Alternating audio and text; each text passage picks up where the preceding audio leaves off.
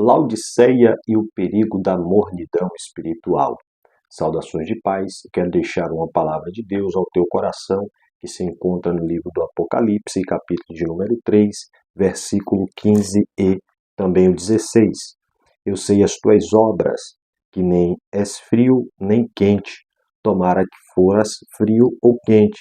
Assim, porque és morno e não és frio nem quente, vomitar-te-ei da minha boca. Das 7 igrejas da Ásia Menor, Laodiceia, ela é a que recebe a repreensão mais severa por parte de Cristo. Então, de forma curiosa, esta igreja era rica, estruturada e aparentemente bem-sucedida, mas no contexto espiritual estava muito fraca ou frágil. Então, o maior perigo para uma igreja não é a perseguição, não é a pobreza, não é a escassez, mas a mornidão espiritual. Quem era Laodiceia ou o que era essa igreja em Laodiceia? Laodiceia era uma cidade extremamente rica e era conhecida por pelo menos 3 características. A primeira característica era que Laodiceia era um centro financeiro, os bancos da cidade eram famosos por suas riquezas. Segundo ponto, a indústria têxtil, que produzia lãs, uma lã negra que era muito valorizada nesta época propriamente dita. Em terceiro ponto, a escola de medicina, que fabricava um famoso colírio para os olhos. Esses detalhes aqui ajudam a entender as palavras de Jesus quando ele diz o seguinte no versículo 18: aconselho-te que compres de mim ouro, vestes brancas e colírio. Cristo aqui ele usa exatamente aquilo em que a cidade confiava para mostrar a sua pobreza e a sua escassez espiritual. Mas o que significava literalmente ser morno? Morno não significa alguém dizer que alguém está totalmente afastado da fé. É alguém que frequenta a igreja, conhece a Bíblia, canta louvores, participa do coral, ora de forma ocasional e também opcional, mas que perdeu o fervor espiritual, o compromisso, a paixão e a intimidade com o Deus dos céus. É uma fé meio que sem compromisso, é uma religião sem transformação. Isso aqui é o estado de uma igreja, de alguém que está morno espiritualmente falando. Mas por que é que Jesus se refere ao frio, prefere o frio ao invés do morno? Quem dera se fosse frio ou quente. Ele dá 2 opções. Veja que o morno aqui fica de fora. Ele dá a vez ao frio ao invés do morno. Mas por quê? À primeira vista, isso aqui parece estranho. O frio representa quem conhece sua necessidade de Deus. Se está frio, obviamente a pessoa vai reconhecer que ela necessita de Deus. Já o morno, ele acha que está bem. O morno acha que por participar de uma liturgia, participar de um culto de oração, participar de um grupo, de um coral, uma igreja, ele está bem, mas está morno. Já o frio não, o frio reconhece essa necessidade de Deus, essa necessidade de mudar. O frio, ele pode se arrepender. Já o morno dificilmente percebe a sua condição. Existem algumas marcas da mornidão espiritual e eu quero deixar aqui muito rapidamente. A primeira marca é a autossuficiência. Estou rico e abastado, de nada tenho falta. Olha a igreja de Laodiceia. O morno acredita que não precisa mais crescer espiritualmente. Eu já sei, eu já conheço, não precisa me dizer, não precisa me falar essa coisa, porque eu já tenho conhecimento acerca desse assunto. Também a outra marca é a falta de arrependimento. Ele já não sente mais aquela coisa da tristeza pelo pecado cometido. A sua consciência vai ficando insensível, o coração petrificado. Ele peca de forma contumaz, mas não sente mais absolutamente nada. E uma terceira marca, a perda do primeiro amor. A oração torna-se mecânica. O culto torna-se mecânico, meio que no automático. A leitura da Bíblia, a meditação na palavra, perde o entusiasmo.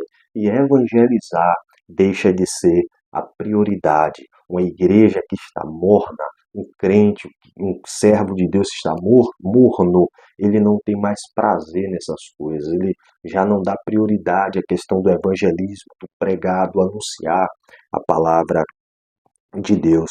Ainda tem uma quarta aparência, uma quarta marca, que é a aparência sem vida. Por fora parece uma igreja saudável, uma instituição saudável, só que por dentro existe um vazio espiritual, e é o que nós estamos vivenciando nestes dias.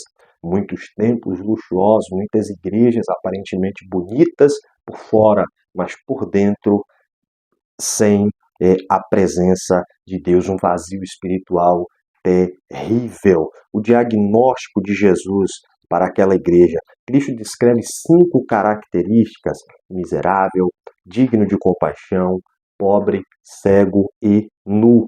Enquanto a igreja dizia somos ricos, Jesus dizia vocês são espiritualmente pobres. A opinião de Cristo, irmãos, é o que realmente importa na nossa vida. Aquilo que Cristo fala de mim, de você, é o que realmente importa para o nosso crescimento e para a nossa caminhada. O remédio para a mornidão, Jesus apresenta 3 soluções. Ouro refinado, que representa uma fé genuína, provada e fortalecida, lembrando do processo que o ouro tem que passar. Vestes brancas, que representa pureza, santidade e também a justiça de Cristo. Colírio representa o discernimento espiritual. Então é preciso enxergar a nossa verdadeira condição diante do nosso Deus. O amor por trás dessa repreensão de Cristo é algo maravilhoso. A igreja em Laodiceia, olha o que ele diz: eu repreendo e disciplino a todos quanto amo. Então a correção de Cristo não é rejeição, não é exclusão, não é opressão. A repreensão e a disciplina de Cristo é a prova do seu grande amor para conosco. Deus disciplina aqueles que pertencem a Ele. Então, se nós somos disciplinados, somos corrigidos por Cristo, por Sua palavra, isso é prova de que o seu grande amor tem nos alcançado. Cristo é outro detalhe muito importante a ser observado, e uma cena um tanto quanto que nos chama a atenção de um Jesus que está do lado de fora batendo na porta de uma igreja querendo entrar. E talvez essa igreja hoje seja a porta do seu coração. Ele está do lado de fora batendo. Eis que estou à porta e bato. Embora esse texto seja frequentemente utilizado para evangelismo, a gente fala isso nos cultos, nas ruas, nas avenidas, nos cultos públicos, Eis que estou à porta e bato. Embora isso aqui seja utilizado na questão do evangelismo, a questão aqui, o contexto aqui é que esse texto, essa palavra, ela é dirigida à igreja. É uma imagem forte, como eu disse. Jesus está do lado de fora, batendo a porta de uma igreja que deveria tê-lo no centro. Cristo deveria estar no centro, mas não está. Uma igreja pode manter atividades, programas e aparência de espiritualidade, mas exclui Cristo do seu centro, do seu meio. É o que falamos no início dessa mensagem. Parece tem até oração, tem até aquele momento do louvor, tem até uma liturgia, mas Cristo verdadeiramente está do lado de fora, batendo a porta. Então nós temos uma promessa, irmãos, ao vencedor, aqueles que mantêm Cristo no centro, Cristo no meio, aqueles que não vivem uma mornidão espiritual, aqueles que não estão em cima do muro. Ao vencedor darei o direito de sentar-se comigo no meu trono.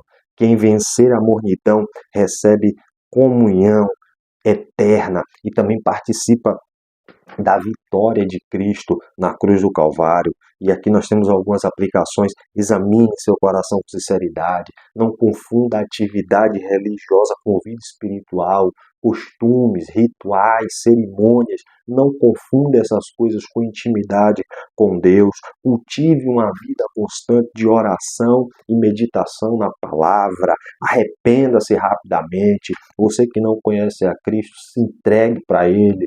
Abre o seu coração, Ele está chamando, Ele está convidando você para uma nova vida na pessoa bendita do Senhor Jesus Cristo. O Espírito Santo quer fazer essa obra na sua vida. Coloque Cristo, você que deixou, coloque Cristo novamente no centro da sua vida.